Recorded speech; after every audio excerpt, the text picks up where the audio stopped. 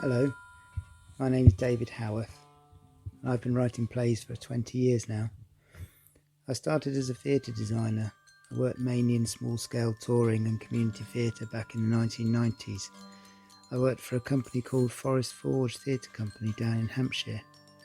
We did a lot of devised theatre back then. I was in the rehearsal room pretty much the whole time, and we took it in turns to write down everything that was devised. But over time the job of scribe fell more and more to me, and I started to write scenes myself, based on the improvisations. Out of that I grew an interest in writing.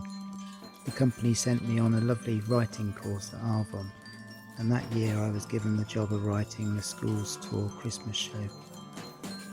I was very lucky to write for a company so keen to develop their staff's skills. I carried on designing in the company, but by the time I left in 2015, I had written and directed many shows. I know I was very lucky to be in the position where everything I wrote was professionally produced and went on tour. I've written many plays for other companies. I've also written plays for myself that have not been commissioned.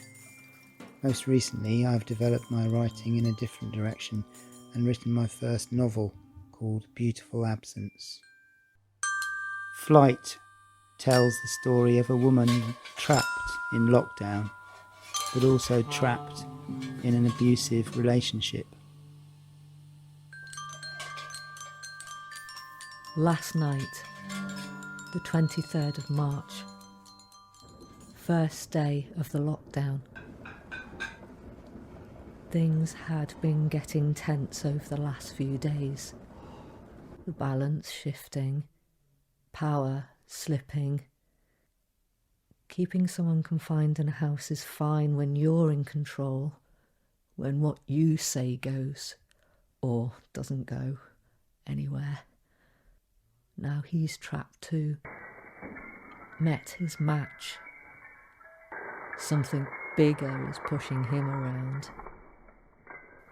He's not taking it well.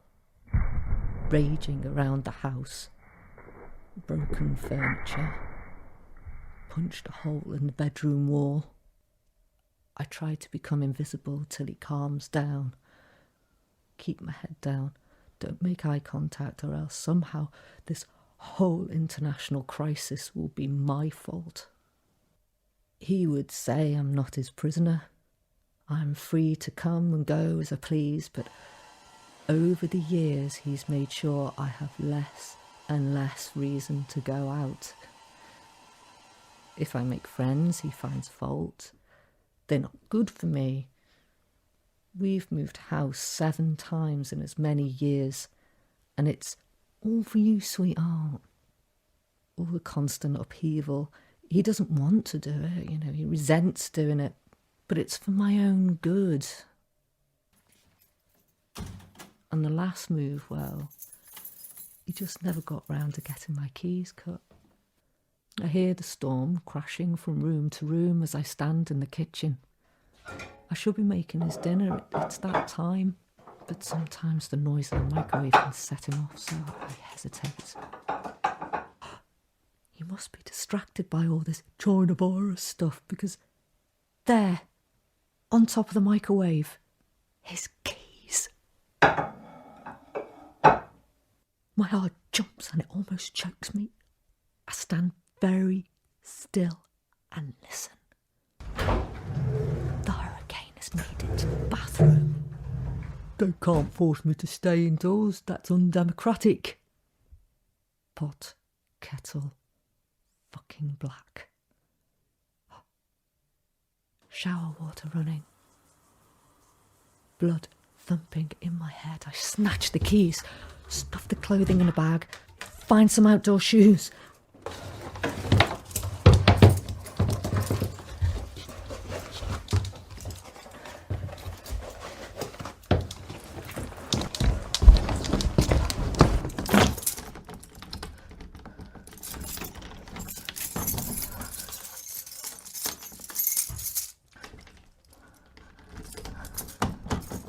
Unlock the deadlock. I'm out. Not a great time to be out on the streets when the whole world is telling us to stay at home for our own safety. Ironic. Run across fields, wade knee-deep through a river like I've stumbled into my own action movie. Looking back, expecting to see him. The outskirts of the city, I walk 4 hours to my house of 3 lifetimes ago. Nobody on the street to recognise me. At the end, a row of garages, round the back through chest-high nettles. Broken window, climb in, rip my hoodie on a rusty nail. Old mattress, blanket, sanctuary. The next morning I wake up. Damp has crept into my bones. Arms hurt to move as I force open the garage door. Gust of fresh air and birdsong. All the pain in the world can't take this smile off my face. He'll have to make his own breakfast. I listen to the birds.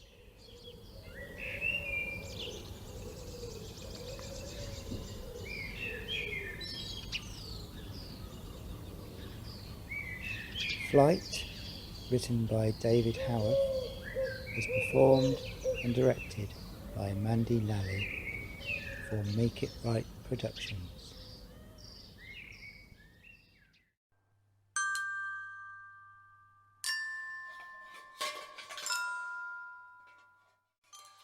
What inspires me to write? Well, a good story, I suppose, or good characters.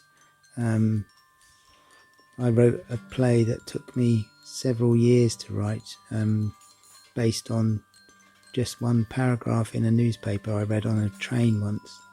It was about a woman who died of sudden adult death syndrome, SADS.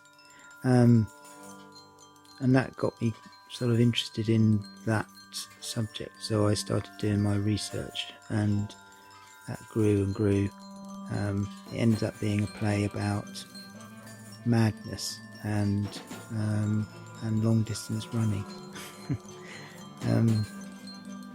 But sometimes it's just a character, or sometimes it's just I go out for a long walk or a run and I suddenly have an idea for maybe a title of a play, or just a subject or a character I want to explore, or a place. Places are often quite inspiring. So yeah, all sorts of things I find as inspirations. Music as well, music and art. I mean, I always, when I work as a designer, if I'm designing a new play, I will always look to the art of the period as an inspiration. And I find that the same works for writing. If you want to immerse yourself in good art or good music, then you can be inspired to write good writing. I'm also inspired by people and conversations. I don't drive, so whenever I go anywhere I use public transport and I listen.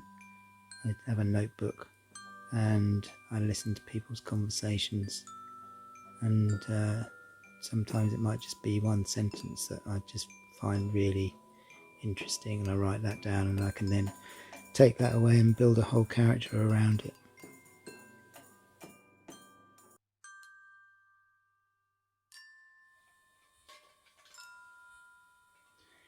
Death and dying is a subject I return to often in my work. Having experienced it close at hand early on in life, my father dying when I was 9, the fact that we share a common mortality is the one thing that binds us.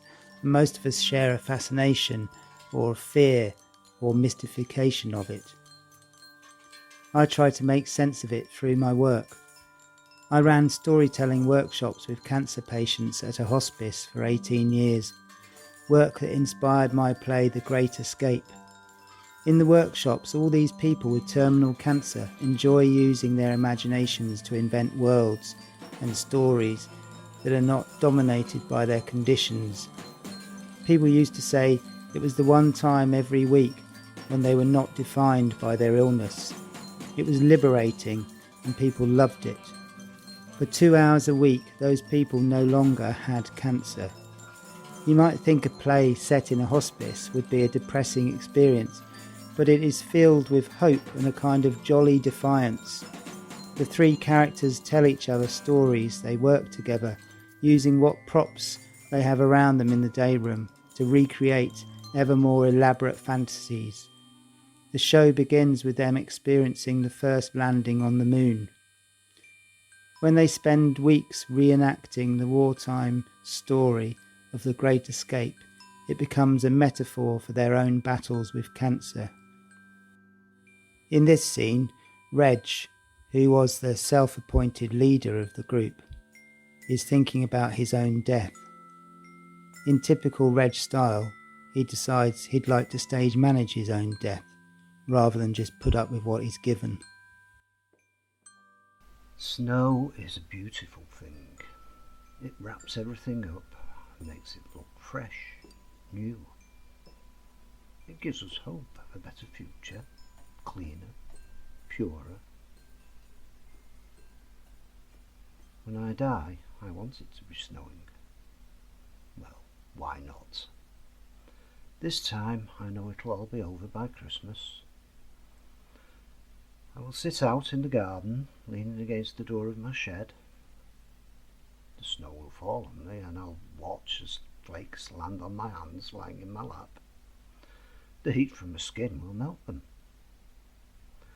But in time the snow will fall and it won't melt. Each flake will add to the last and join, build, cover, until there will be no more of me to see. You see, the snowfall changes everything. Roger Bushell remembered his training. When you're out in the open, whatever you do, don't fall asleep in the snow. You'll never wake up again. In The Great Escape by David Haworth, Reg was played by John Jones.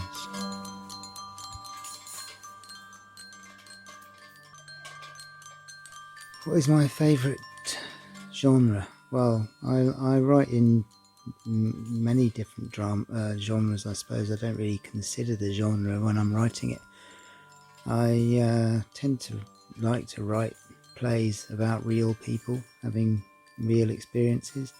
I suppose you'd call it straight drama. I don't write thrillers necessarily, or suspense, or comedy is a big part in what I do. I think that I like to create plays that will make people laugh and cry, maybe in the same play.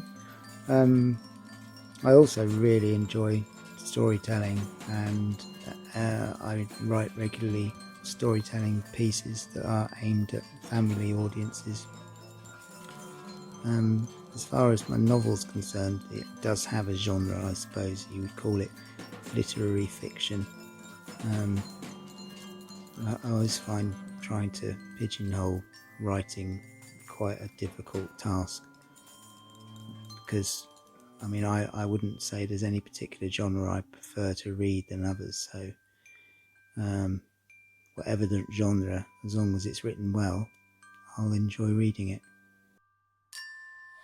The opening chapter to my novel Beautiful Absence.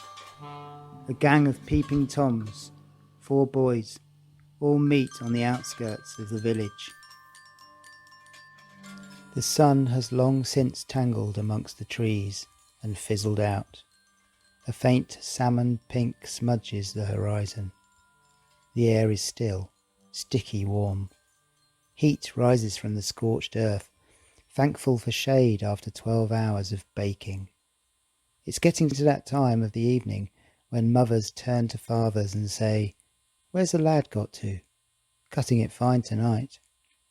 Most mothers, but not Robert's. Well-behaved little children splash and squeal in tubs, scrubbing at muddy knees, watching the bath water cloud. Here, on the ragged outskirts of the village, 4 10-year-old boys are not thinking of bath time. See anything? Robert's neck aches, so he just looks forwards. Shadows, tree trunks and bramble. Adam is chief lookout, high up in the hornbeam, where the thinning branches only just bear his weight. Lights on in the top room, curtains still open. He edges further along to get a better view. The bough bends slightly. These boys have been climbing trees since they could walk. They know how far they can push it before a branch might split. Doesn't mean anything. That light's been on for hours. Gary is tired of waiting. He's found a rabbit hole and is busy blocking it up with rocks. His acts of brutality towards weaker creatures have very little thought behind them. Last week, when the regritting of the road up to the council estate coincided with a swarm of flying ants hatching, Gary delighted in watching hundreds of the little creatures getting their legs stuck in the hot tar, stumbling in slow motion, ripping out their own limbs in order to get free. He had not thought twice about pulling a couple of their wings off. Casual sadism is second nature to Gary, who, despite what his nana says, could quite literally harm a fly. Robert remembers the sweet smell of the tar. This summer the roads haven't set for weeks. The grit shifts as he walks on it, risking the wrath of his mother if his plimsolls get ruined. I bet she's not even there. I bet it's just him watching telly. Of course she's there, you div. Her car. She's in the bathroom, stripping down to her pants. You watch. Yeah, ha ha ha. Mark offers encouragement. He paces in the shadows by Robert, popping with excitement, body rigid, fists clenched. He stares up at Adam, willing something to happen. Robert looks out across the dusky cornfield, thrumming with crickets, and thinks back to lunchtime when Helen Barnyard and Angela Burkett led him and Adam through the scratchy corn. Helen had promised them she'd pull down her pants. It's the last day of term. The excitement of summer beckons. There's an anarchic buzz in the classroom. So many coiled springs, waiting to jump. Little Angela had shocked the class that morning when Miss Mitchell turned to write a maths sum on the board. This young girl stands up from her seat in the front row, where she sits so she can be kept an eye on, turns to the class and lifts her shirt to reveal her breasts. Not that she particularly has any breasts to show, but in that second's flash they still make an impression on Robert. Shockingly white flesh, tiny smudges of pink nipples like horsefly bites. So out of place in the classroom, he isn't sure it actually happened. Robert's mind is confuddled by the display for the rest of the lesson. At break time he stands at the sink in the toilets and runs his hands under cold water to make the image shift to the edges of his mind. It's a technique he developed, for when unwanted pictures invade his brain like squatters refusing to budge. They first moved in 2 years ago. For some of them, cold water isn't enough. He holds his hands under the scalding hot tap till they are raw red. The distraction of pain drives the trespassers away, but they're never gone for good. His mother warned him about girls like Helen and Angela. She was not impressed when Helen, at 7 years old, declared to her grandmother and anyone else in earshot at the school gates that she intended to marry Robert one day. Helen Barnyard was the first girl he kissed, but she insisted on Angela being there to witness it. Afterwards, both girls laughed at him. He's persuaded by Adam to put past betrayals behind him and agree to follow the 2 girls into the cornfield. Adam can't believe their luck. They don't even want to see ours. Helen looks over her shoulder and smiles at Adam. Robert is under no illusion that the girls have any interest in him being there. He follows at enough of a distance to run if necessary. Movement! Robert is shaken out of his dream as Mark puts a hand on his shoulder. Give us a leggy. It's both of them. I told you. I can't see. Quiet. There is little chance of being heard. Everyone knows all the houses in the new estate have this double glazing. And besides, they are 100 yards away across a cornfield. The only reason Adam can see them at all is because he has binoculars. From his rickety vantage point, Mark can only make out two blurry blobs of colour, one sort of brick red, the other kind of mustard, not even close to flesh colour, moving around in the glare of the unshaded bulb of an upstairs room. Is she naked? Gary almost sounds interested, although he is now focused on wedging a half brick into the rabbit hole. Robert can't see a thing. His shoulder hurts where Mark's heel is digging, heavy and unsteady. They're going to kiss. They're going to bloody kiss. My turn with the binoculars, you said. Robert can feel Mark's sense of injustice through his shoulder blade. They're my bloody binoculars. No, they ain't. They're your dad's. There's a sudden crash, and Robert sees that Gary has snapped the lowest branch of the tree, for no reason other than he's run out of stones for his project. The branch hangs on to the trunk by a strip of silver-grey bark and shards of sand-coloured flesh. Gary twists it round and round till it snaps free, then jabs branch and leaves down the hole. He's looking out of the window, heads down. Across the field, the square of light now floats within a dirty blue sky. The mustard-coloured blob stretches out to the sides and the curtains draw shut. Seconds later, the light goes out. Show's over. Same time tomorrow? Adam jumps down from the tree. Oh, I don't know. Robert is distracted. Adam feels the interest in his project begin to wane. We'll see titties tomorrow, I betcha. You said that yesterday. Gary uses all his weight to force the branch further into the ground. It snaps in two, and he almost falls with it. To cover his embarrassment, he kicks the branch and leaves it jutting out at an angle in the murk. How do we even know you saw them last week? Cross my heart. Adam looks to Robert for support. Robert shrugs. Same time tomorrow. Gary picks up his bike and speeds off. Mark walks with them as far as the wreck, then peels away, leaving Adam and Robert to silently mope off towards the village. The light of day has gone now, but night is slow to replace it. With all the dry heat, time hasn't really got the energy to move. The chalky track stands out against the smoky blue-green shades of hedge and corn. Two bats flit and skit like wartime fighter planes above their heads, following the tractor trails scratched in the hard earth. Robert can't remember the last time it rained. The long, hot summer of 1976. This is just the beginning, the slow draining of all the colour from the world.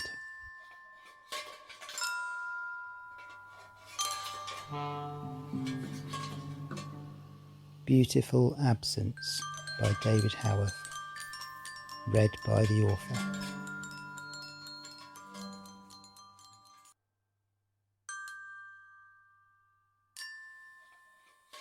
My writing process changes depending on the project, I suppose. On the whole, what I do is I write straight into the computer. I take notes in my notebook or on my phone as I'm walking around, and then I will, once I get started on a play, I will go straight onto the computer and I will just write and write. I tend to sort of splurge out huge passages of writing, and then that initial kind of splurge is very much a sort of stream of consciousness, and then the sort of the editing process kicks in, and you're just finally tuning it and looking at what you can cut, and looking at trying to dig down into the kind of core of what you're trying to do with the character or with the speech. So I do tend to sort of overwrite, almost like I'm sort of brainstorming each speech, and then hone it down. I suppose I do a lot of rewrites. Also, I think it's really important to involve other people as soon as possible. So I will work with actors, and I never feel worried about how rough the work is when I bring the actors in to read, because actors are just really wonderfully selfish beasts, and they will read their part, and they will really think hard about their character, and they will ask you some really good questions about it. So there's no point being precious about the writing at that stage. You're just open to suggestion and question, and I think that having more minds working on it at the same time really helps. So I will take loads of notes and then go home and start the process of reshaping. I'll probably do that a couple of times during the process of writing a play. And then, of course, I'm lucky enough to quite often be the director of the play that I've written, and so of course the writer is in the rehearsal room all the time, and the writing doesn't stop on day one of rehearsal. So I'm always doing rewrites, and the play can be quite different by the end of a 3.5 week rehearsal period to how it was for the read-through. In fact, I don't think a play is ever really finished. Even when it's in front of an audience, there's potential for change. So I suppose until it gets published, it's always a work in progress. I found writing the novel quite a similar experience to writing plays. There was that moment when I passed the 60-page mark where I suddenly felt like I was stepping into uncharted territory, because that's longer than most of the plays I've ever written. But I gave myself some very strict guidelines. I mean, I worked out the plot for the whole book. I sort of broke it down into 40 chapters, and then I tried to work on one chapter a day. I set myself a target of writing 1,000 words a day. Some days I wrote more. Most days I finished around 1,000, and then the next day would be reading that 1,000 words and editing it before moving on to the next 1,000. And in that way I kind of managed to sort of bash out the first draft in, well, just over 100 days. So it became quite a nice habit, actually. When you set yourself a target like 1,000 words, it really, you can, if you're really flowing, you can do that in an hour or two. 2 hours. Sometimes it can take you a whole day to write 1,000 words. But unless you give yourself those sorts of targets, then you could just get really bogged down with it, or run aground, or dry up. And I found I never really hit that wall of writer's block. So I guess I was very lucky in that respect.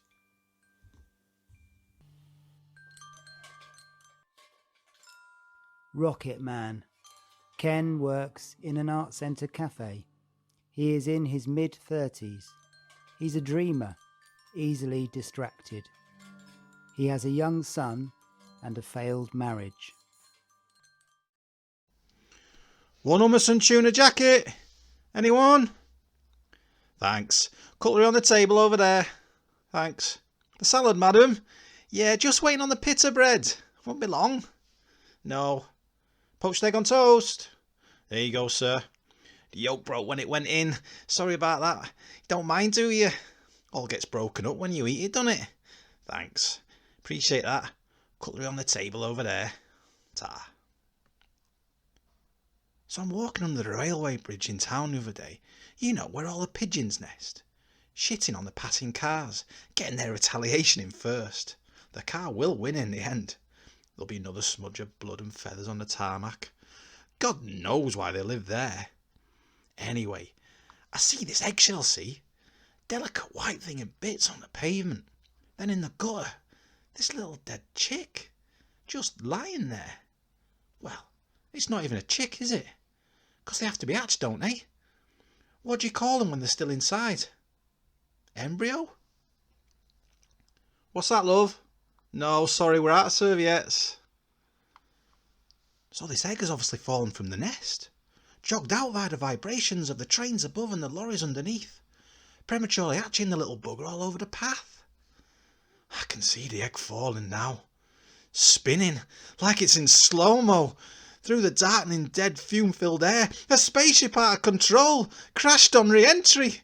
Smash! The chick thing is frozen stiff in a pose of terror, like it was conscious when the shell cracked. Headlights flooded in and blinded eyes not ready to see. Stunted little wing arm things held high in surrender, neck impossibly thin for the weight of the head. Saddest sight in the world, that chick. Like a pot-bellied fly-swarmed African kid dying of starvation, bewildered by its short life. Lost before it had a chance to make sense of it all. Fell off the roundabout the first attempt, eyes streaming, chin grazed on the concrete. Hope you get a better ride next time, kid. Yeah, I'm sorry, love. The toaster's on the blink, so we're having to do the pizzas by hand. Not long now.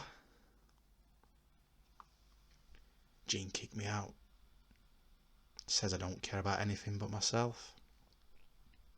That egg, did it jump or was it pushed? Sleeping in the Astra now. Not too bad. Just till she calms down.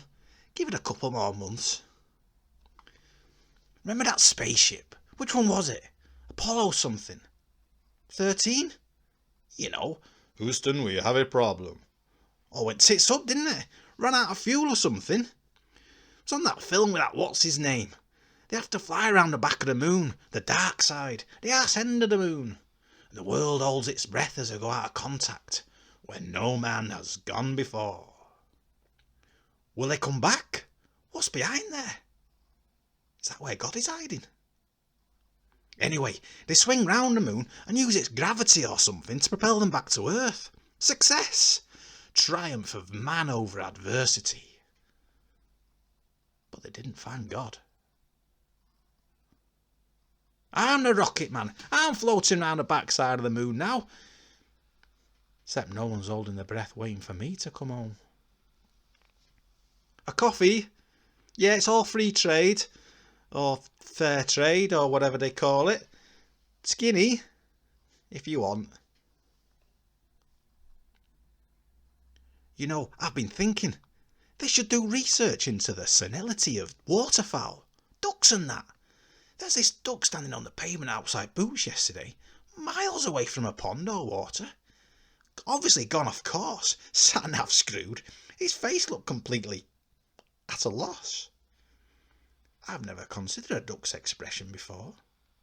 You don't say, there's a happy duck, or there's an angry duck, an inquisitive duck. This one stands there, staring at the cars and buses thundering past.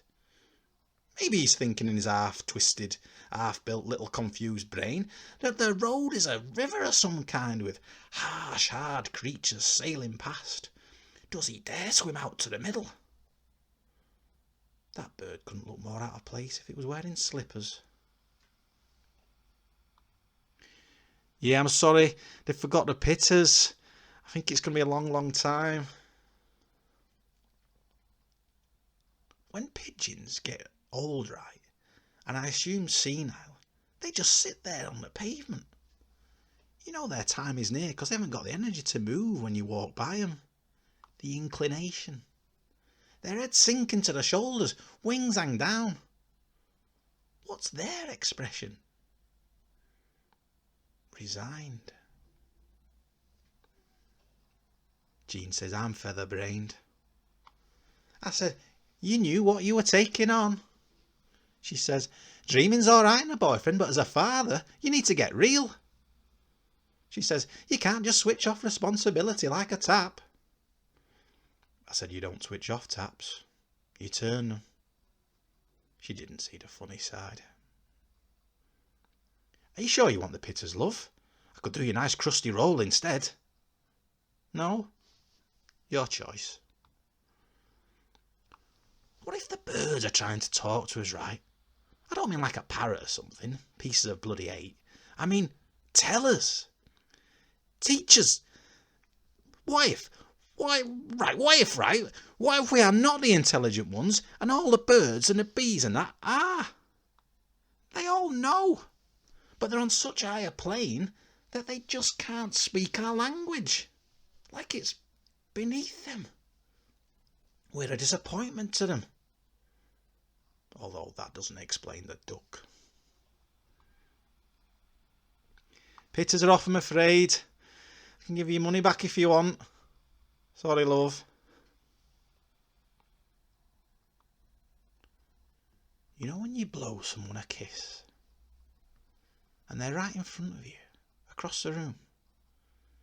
They see the kiss floating towards them, don't they? They catch it. You smile. You share a secret moment. But what if you can't see each other? What if she doesn't even know you're blowing the kiss?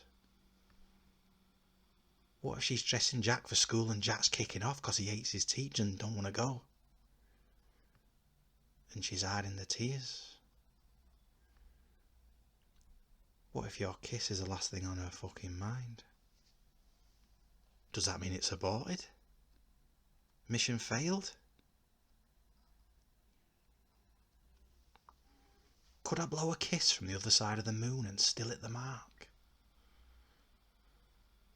I can only try, can't I?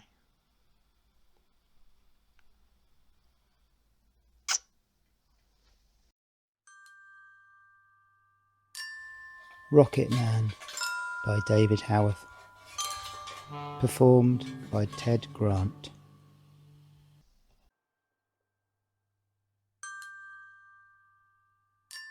Tips for those people starting out, I would say surround yourselves with enthusiastic people and people who won't totally destroy things that you create, people who are enthusiastic and will encourage you. I think the worst thing you can do is write in isolation. I think you need to surround yourself with people who are prepared to read the stuff you write in whatever stage or whatever form it's in. If you're writing for the stage, then you need to get actors involved as quickly as possible. I don't mean you're going to put it in front of an audience. I just sitting around a table with a couple of actors reading in the lines will tell you so much. As soon as you listen to someone else reading the lines, it's so much more informative than reading it yourself or even reading it out loud yourself. So yeah, I would say don't spend ages and ages writing away on your own. Don't feel like you have to finish the whole play before you get people to start reading it. just, write one scene and get people to read it, and you can learn so much from that, which will inform the next scene that you write. Whereas if you wait until you've written the whole play, you could have written a load of rubbish, and you don't really know until you listen to it, and then you've wasted a lot of time. So keep writing, be strict with yourself, don't fall in love with lines too much, don't guard them too much, don't sort of feel too precious about things, because what you think is brilliant might not work. So open it up to other people.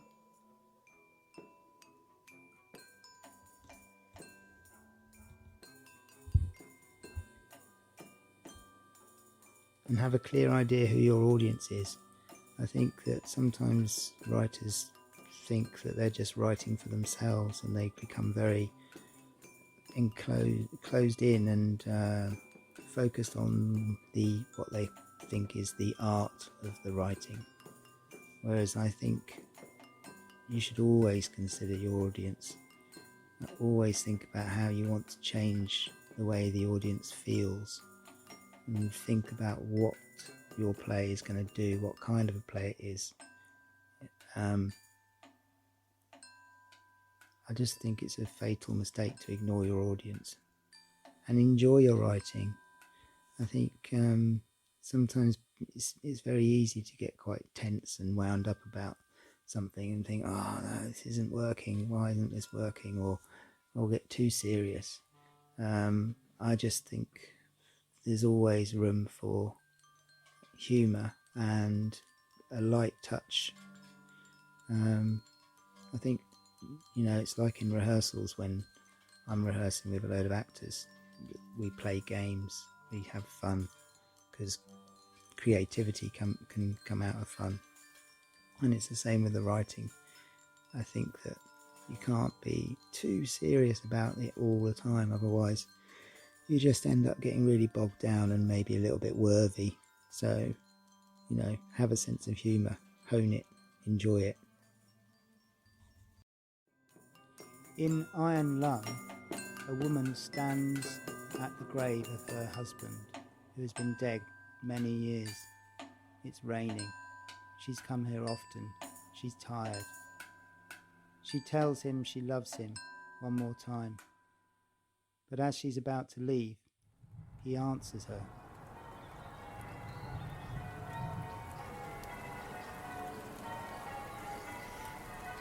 I love you. I love you too. What the... I said, I love you too. I know what you said. I just can't believe you said it now. You said it at all, but especially now. It's hardly the first time. You used to always say it. Too often, you said. Belittles it, degrades it, like love is biodegradable. But after all this time, all the time I've been coming here, I needed it at first, wanted it, didn't know what I was getting from it.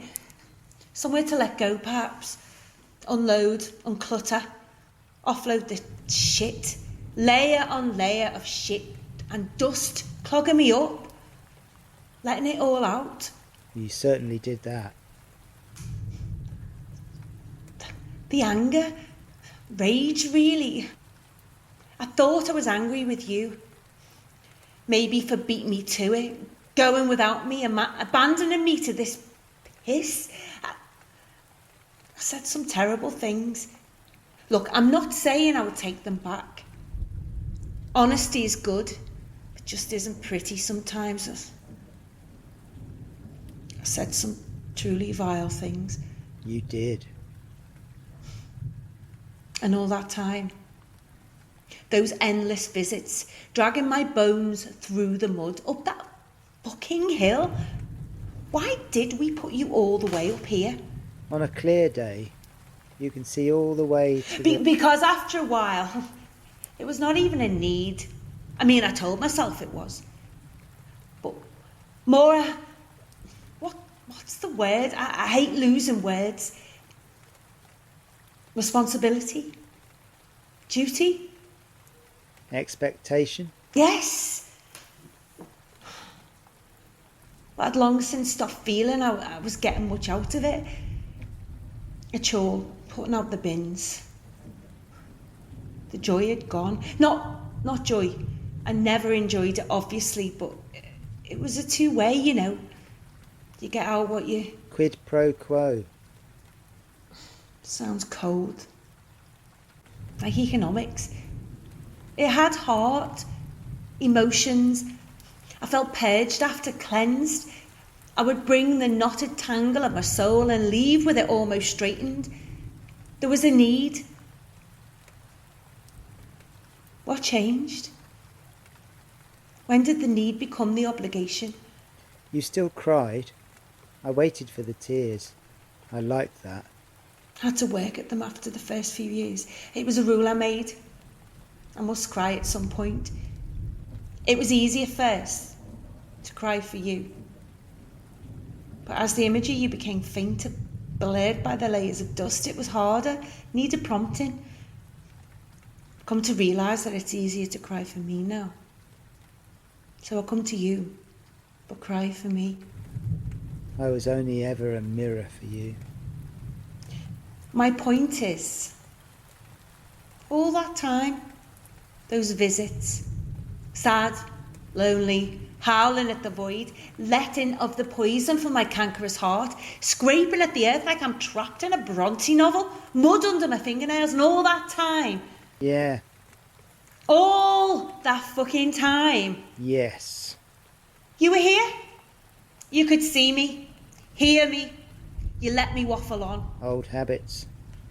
You didn't think just to give me something back. A crumb, a sign, a word perhaps, a comforting line, recognition, a burning bush.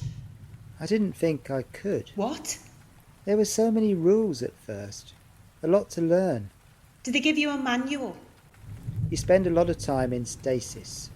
Things are being done to you, not by you. It's very passive, and it's also new. You don't question. It was not unpleasant, actually. You were basically a sponge. No change there then. Unfair. You couldn't breathe without getting my permission. Never an original thought. You squeezed them out of me.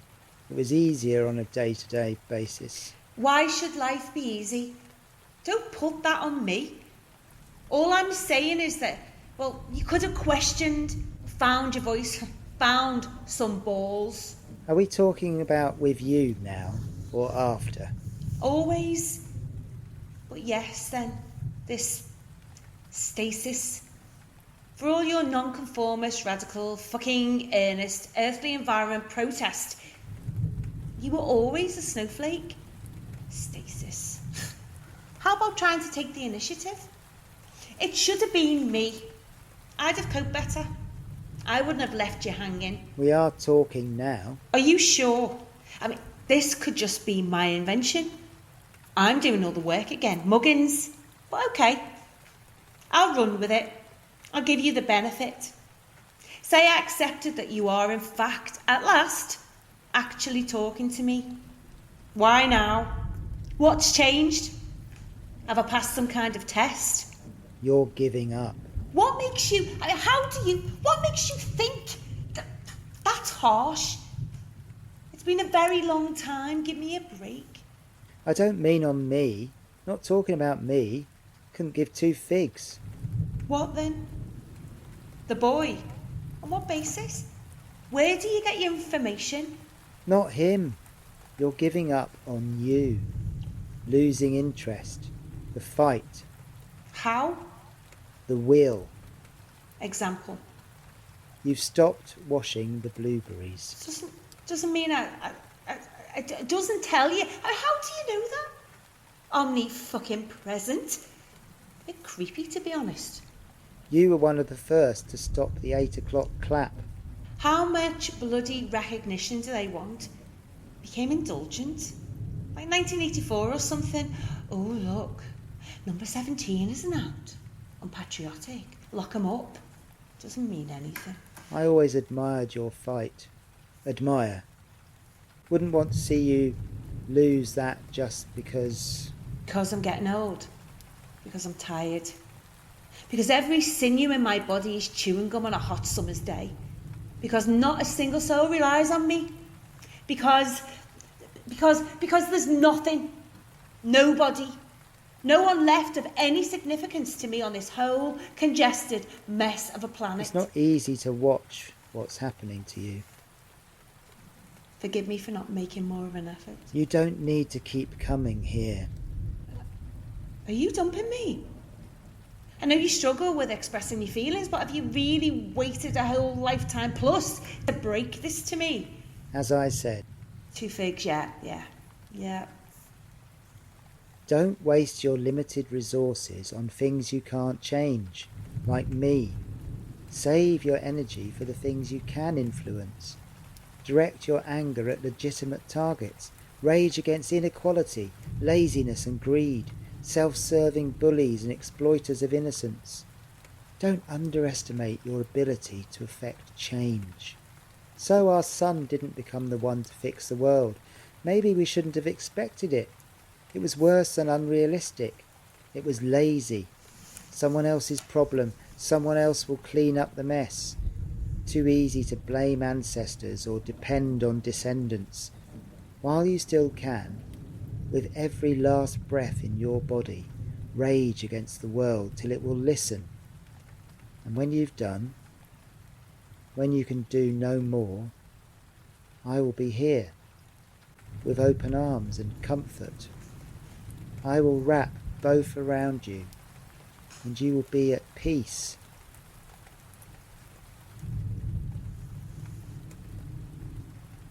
And you put it like that. Go. Yes. Love you. Yes. Of course. You. Yes. You too.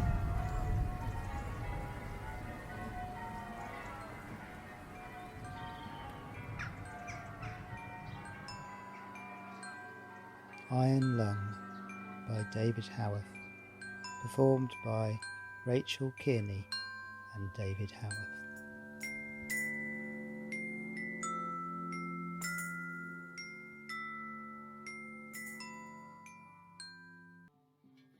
Mayfly. Karen is in her mid-20s. She has a good imagination. She has a bad memory. She has had enough. Sitting in the back of a battered old camper van, she looks out on a new world. I was asleep. I don't know how long for. 5, 6, 7 months? Oh, maybe it was years. The worst kind of sleep, where you think every day is normal when it's actually turned inside out and standing on its neck. You lie yourself, it'll be fine. Sleeping, sleepwalking. Move along, nothing to see here. No shattered life, no gnawing void of unfulfilled dreams. Move along. So, it was the 23rd of March, the first day of lockdown. Also, his birthday. Not a day of joy at the best of times. Worse this year because I forgot. Well, when you're stuck inside, each day is pretty much like the last. Things slip. Anyway, he took it really personally, pecking at me all morning. You're so selfish. And that's the shock it took to shake me, wake me. I knew then that I had been drowned, lungs clogged with filthy water, no opheliac beauty to it, no garlands of flowers strewn across pure blue water. No, this was cruel, cold and colourless, grounded in the murk of the riverbed. Walking out that day, I let go of the silt and fish shit. Dirt under my fingernails, I floated to the surface. I ran through the deserted streets, laughing to myself. I was out and free and no idea where I was going. I didn't care. And then in my pocket, I felt my keys and I remembered. 3 streets away, my student house where I lived before he rescued me. Round the back, some garages, behind the last one, under a filthy tarp, sinking into the dirt. It's still here! My old camper van. Oh, he always hated this van. The freedom it promised. Just rust and dust. Told him I'd scrapped it. Clung onto it though. Do it up one day. Few leaks. Smell of rotting dreams. Not too bad. My splendid isolation. Next morning, I'm sitting in the cramper, looking out through a rip in the tarp at my shrunken world. I think I can see it. A black fog descending, seeping in through the broken air vent. Keep your distance. When will we ever touch again? Connect?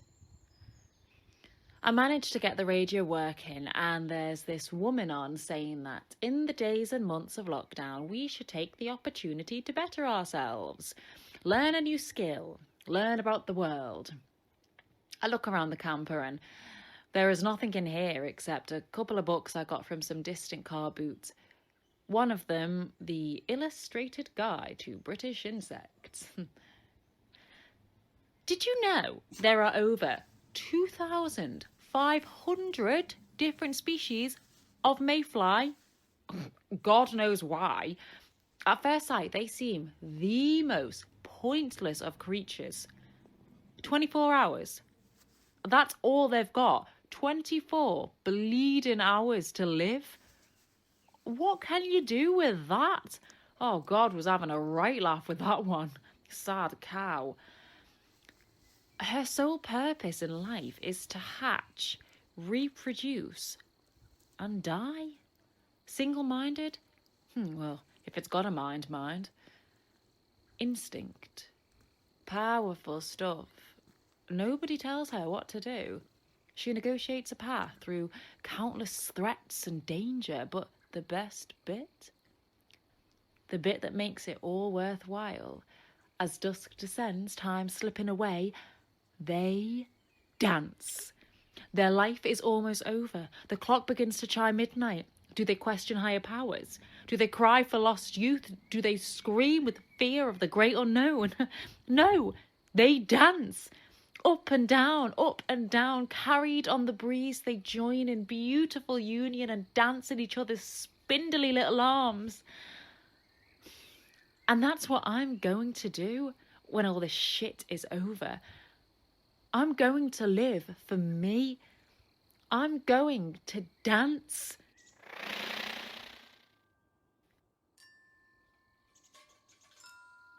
In Mayfly by David Haworth, Karen was played by Ruby Joanne Smith.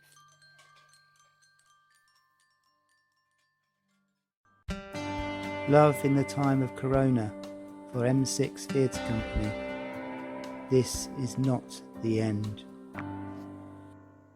All right, Sam Martin, 11C Media Studies Coronavirus Lockdown Project, coming to you live from my bedroom. No. Crap. All right. Sam Martin, 11C Media Studies Lockdown Project. Mr. Baker said to do this online diary kind of thing. Like Samuel Pepys in The Great Plague of London. Samuel Pepys weren't online, though, didn't know what online was, did he? That's write it down in books with feathers or something. Mr. B says ours could be looked at in 350 years' time. I doubt it, because we'll all be living on Mars or something by then. Anyways, Mr. B says I'm the man for this job because of my name. Samuel, not Pepys. So, here goes. I'm not going to lie, things are pretty rank now. This stuff doesn't feel real. It's like a Hollywood movie. A deadly virus threatens civilization as we know it, and Finn Wolfhard has to save the world. Except Finn Wolfhard's self-isolating in Vancouver, and we've all got to fend for ourselves. Stay inside. Don't go out. Don't see your friends. Don't hang down Broadfields Park. Nothing new for me there anyways. Don't touch anything. Wash your hands. Don't breathe in case you breathe it in. The whole world is scared to breathe.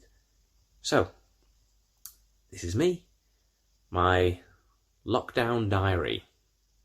My world. These 4 walls of my bedroom. Hallway.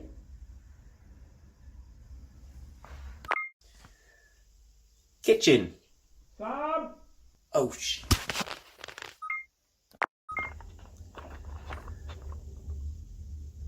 So, I live with my dad. He's not well. You know what? He was saying to me the other night, all these people moaning about lockdown don't know they're born. Says he's been in lockdown for 7 years. That's about right. Army man, para.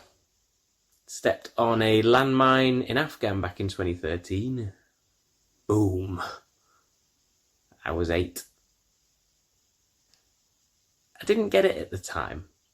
I was angry with him because he couldn't play football with me. Mum walked out. Not because of the football. Dark times. I helped out with the washing up, cooking. We ate a lot of baked beans then. Dad cut his hand on a can once. Freaked out because of the blood. Dragged himself under the table screaming. I do all the cooking now. Shopping. Keep the house tidy. Change his dressings. Now I'm older, I think, why didn't he get help? Too proud. Wouldn't accept that Mum weren't coming back.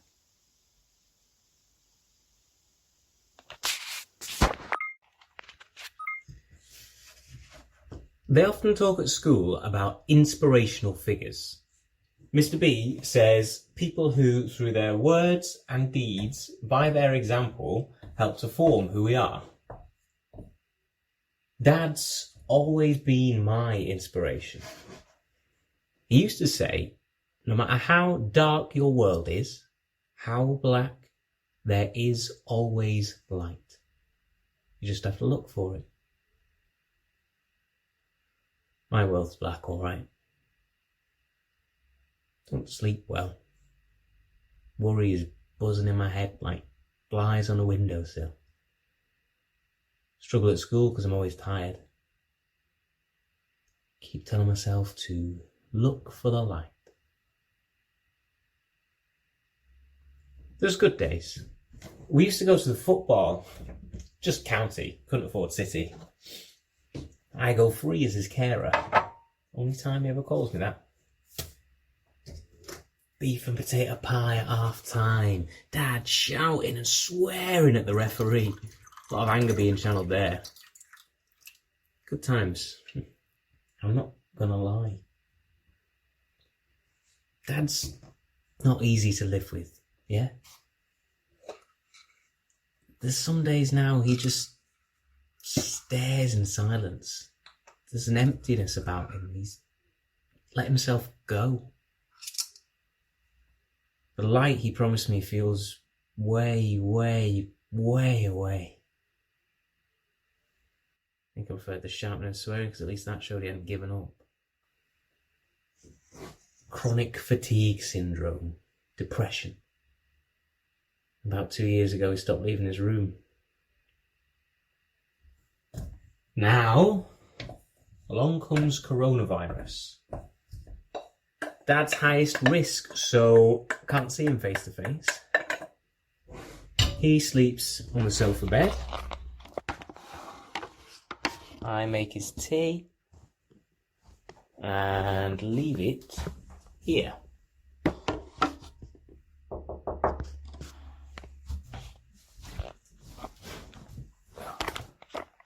Dad hits the door with his stick when he's finished with the plates.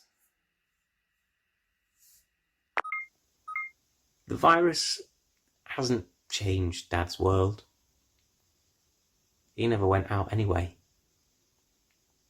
He's still got his Netflix. But I feel it.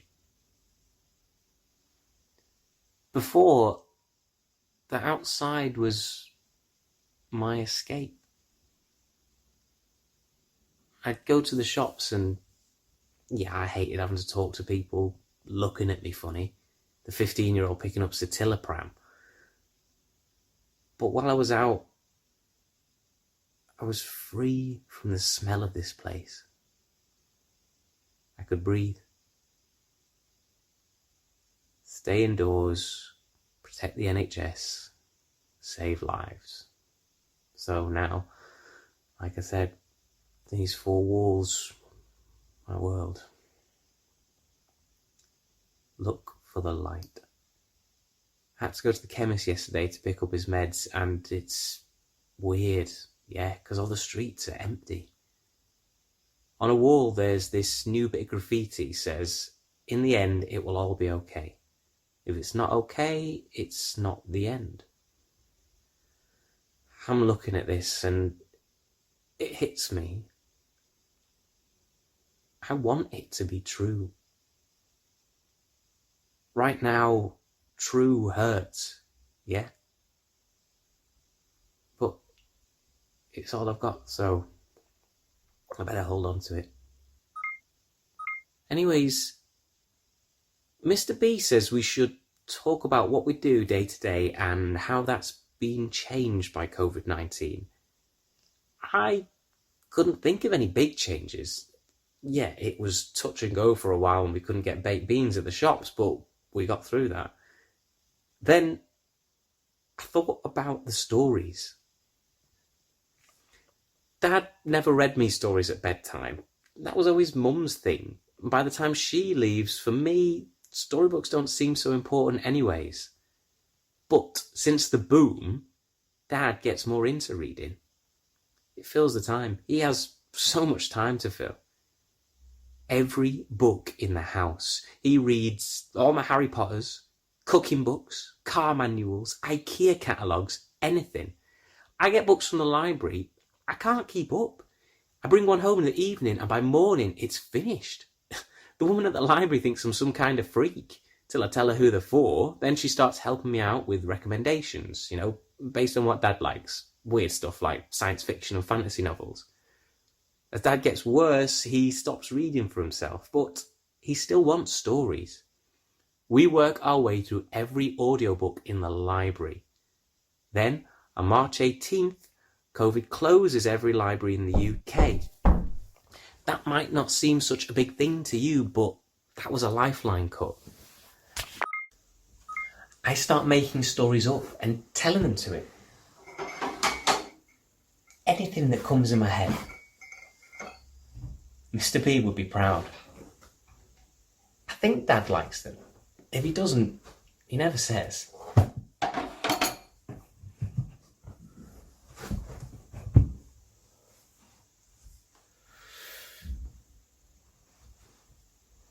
Once upon the darkest of times, a young bear called Arkai wakes early from hibernation. He's been asleep for what feels like his whole life, and he wants to go outside. From beyond the cave, he feels the cold, still, dead wind of winter. His stomach is wrung out with hunger, his brain bruised with broken thoughts of longing. He rolls over and forces himself back to sleep. Weeks later, Arkai wakes again. Lifting his heavy head, he peers through the half-dark to see the vast, still, solid shape of his father, king of the bears, like a mountain who sleeps on.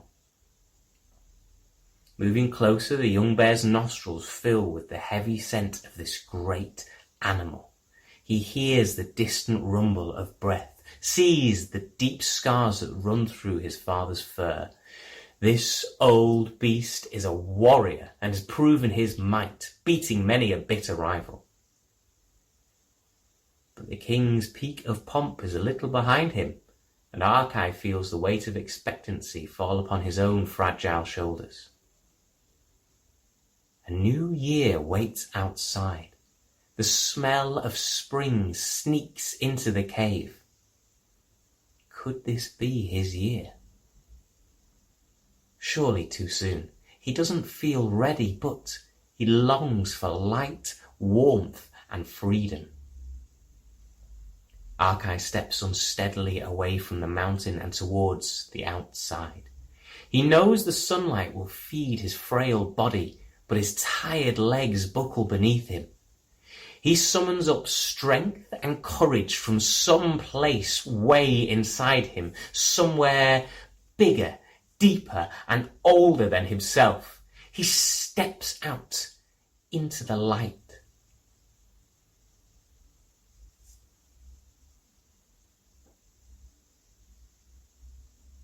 This is just a chapter. My story hasn't finished. This is not the end.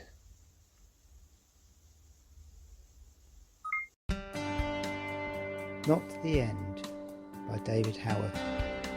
Sam was played by Tom Hardman. It was directed by Stefan Escrete for M6 Theatre Company's Love in the Time of Corona.